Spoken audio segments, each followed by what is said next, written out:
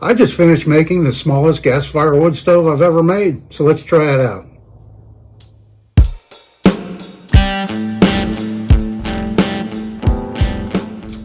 Hey everybody, and thanks for coming back for another video. This is Dave, and I'm glad you're with me. I wanted to show you this stove I just finished making. It's the smallest one yet, and I made it for $2.50. Here is a picture of what I started with.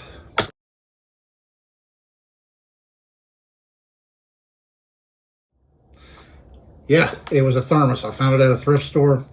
It was 50% off. It was marked $5, so I got it for $2.50, and I thought, you know what? I'm going to try and make a small gasifier like a Solo Titan.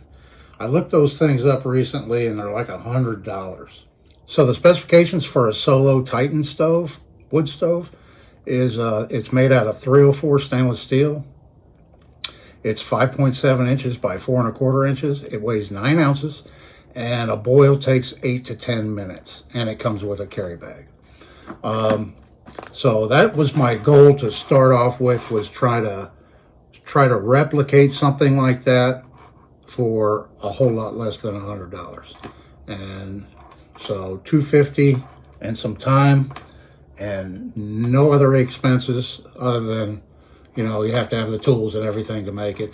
But if you know me, if you've been following me for any length of time, you know I love to make things, and I love to challenge myself with things. And so here it is. This is what I came up with right here. Out of that thermos, what was left, this was the plastic that was around it. And I just used a hot knife, and I hot knifed it off right there and popped that stuff off. So that's trash. This mangled up piece is what's left of the thermos itself. I don't know what brand this one is, but I'm sure there's a lot of other similar styles. I know this one was made in China. It had a sticker on the bottom, and it came with a cup. Now the cup had a stainless steel liner over it, and it was just hot glued down into it.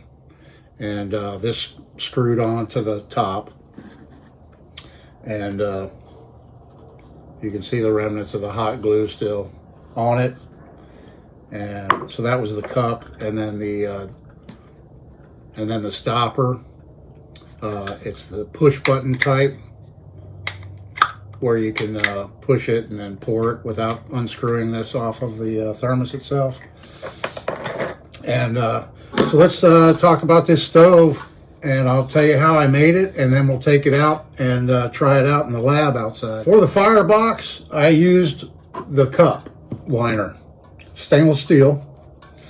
I should say that I'll tell you right off the similarities between this and the $100 Solo stove. This is stainless steel.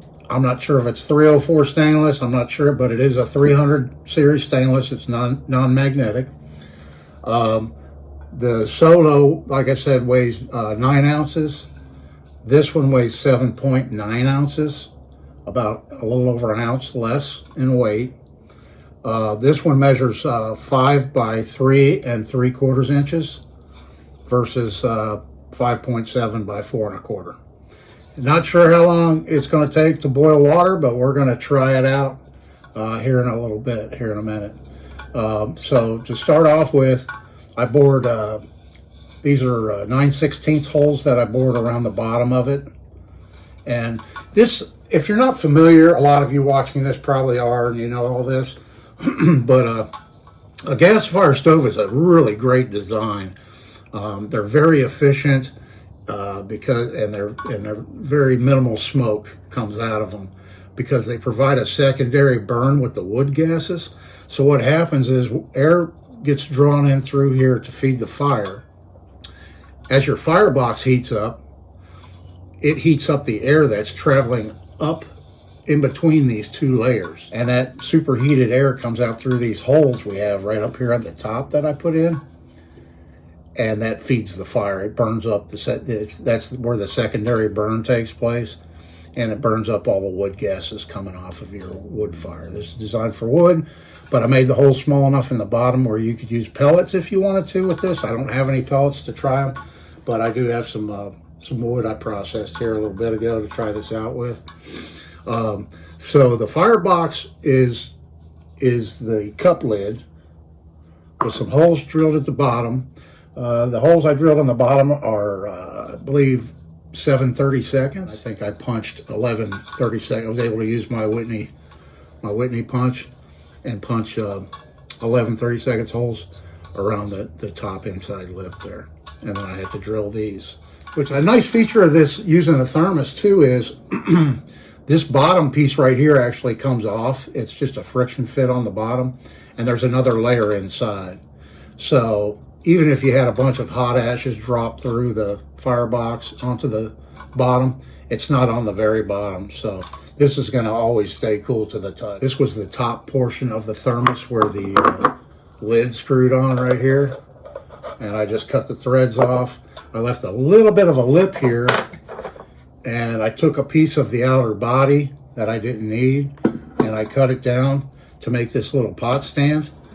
And I've got it fitting there on the top like that to set your pot on. Now, I didn't drill any holes in this, which I still may end up doing. I'm going to try it out right now, and we'll see how it works like it is. But I may end up going back and drilling some 9/16 holes around this pot stand. But there's just enough of a lip there where it just fits right on. And then, of course, then you can set your pot up here. Yeah, so to fit this on it, I had to stretch the metal out a little bit around here so that it would slip down over. And I'll show you, it just comes right apart. So you can take this apart for cleaning, dumping your ashes out and cleaning it and everything. And I attached this is the cup, that the thermos came with. And this was inside of it originally. And there you can see the holes that I punched around in it. And then I just drilled, and then I tapped some very small little 440 bolts to hold this ring on it.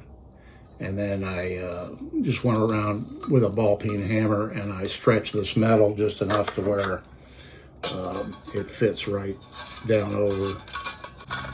And it just slips together like that. And it's together. Let's go ahead and take this thing outside to the lab and try it out. See what happens. Okay, we're outside here. Hopefully there won't be too much background noise. It's a little bit breezy today. But with the planes and the birds and trains and all that good stuff. So I've got some fat wood shavings right here to speed the process up. So I'm just going to dump those in, and we'll light those at first.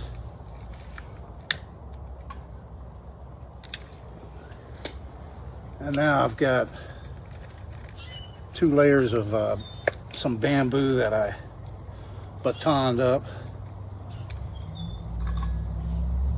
Little bamboo pieces. Throw those in there. And then I got some bigger pieces down the bottom here. This right here was the inside of the thermos. I thought I'd utilize it. Stainless steel. It's about the thickness of like a soup can, but it's stainless, so it'll last a long time. Might do something else with that in the future.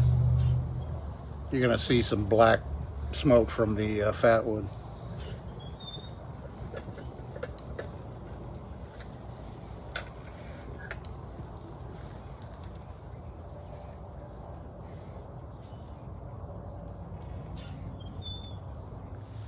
Okay, it's going pretty good.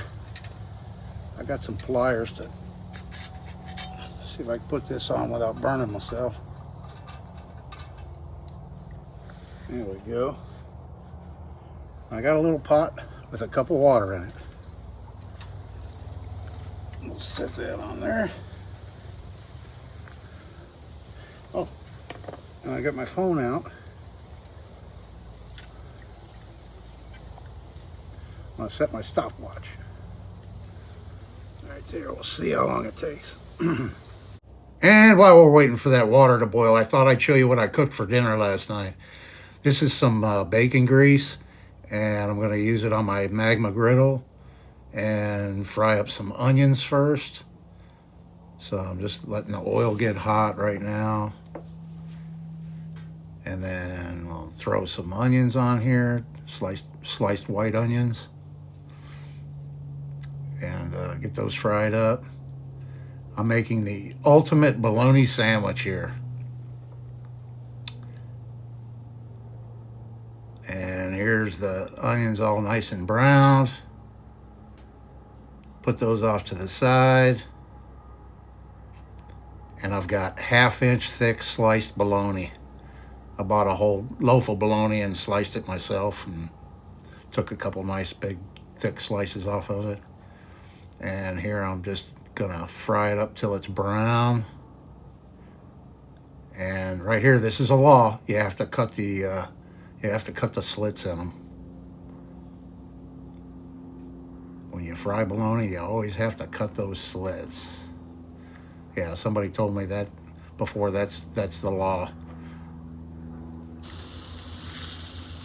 And here it is, all nice and brown. Get it nice and crispy.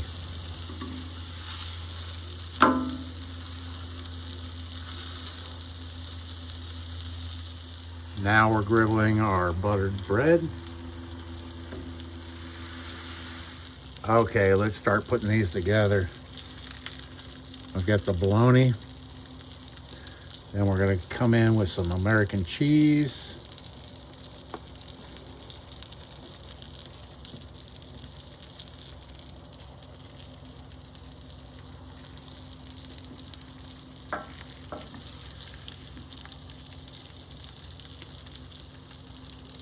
Some grilled onions. And our special sauce. And what this is spicy brown mustard, diced jalapenos, sour cream, and a little bit of honey, all mixed together. We're gonna slather that on the top.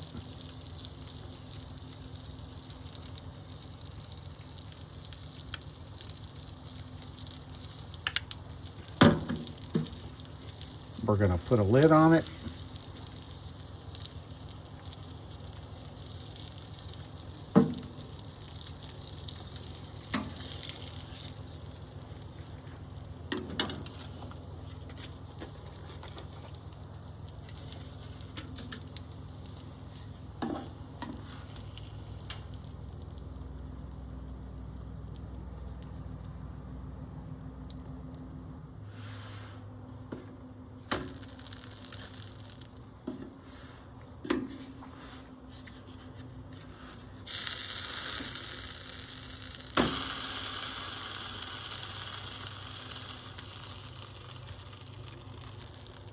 Okay, let's see how this turns out.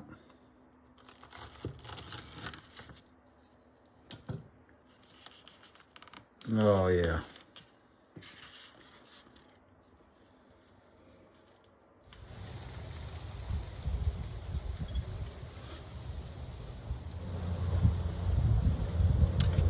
So it definitely needs the holes around the side of the pot stand. Just having this opening here, which I thought would be enough, it's not really getting enough air. If I hold it up here, it does fine, and it's not smoking too much. But as soon as I set it down,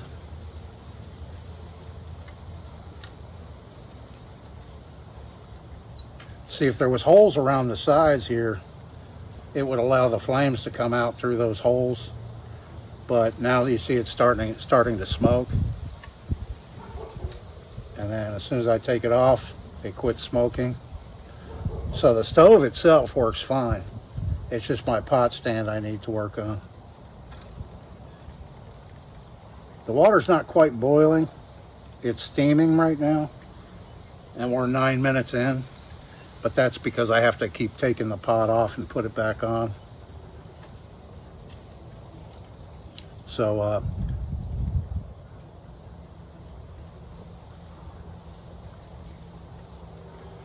yeah, we're at 9 minutes and 27 seconds right now. So I think we would have had a boil probably at like 7 or 8 minutes, something like that. Okay then, well, to recap, this thing needs holes in it. I knew that. The Solo stoves have holes in them, and then they have little tabs sticking up and bent over, and I contemplated doing that too. But yeah, this thing is going to work. I just need to put some pretty large diameter, probably 9/16 holes around in this, and then it'll work fine. So it's kind of a fail, but you know, it's a learning curve. You know, when you make these stoves and playing around with things, you have to experiment and see what works best. And I knew before I started making the video I should have put holes in this, but I wanted to get the video up and out to y'all to see, and so I got in a hurry. But live and learn. So anyway, I appreciate y'all watching. I appreciate my subscribers as always. Leave a like, share, a comment. Let me know what you think of my little tiny stove. I appreciate it. Happy 2025, everybody. I hope you all have a great year this day. See you in the next one.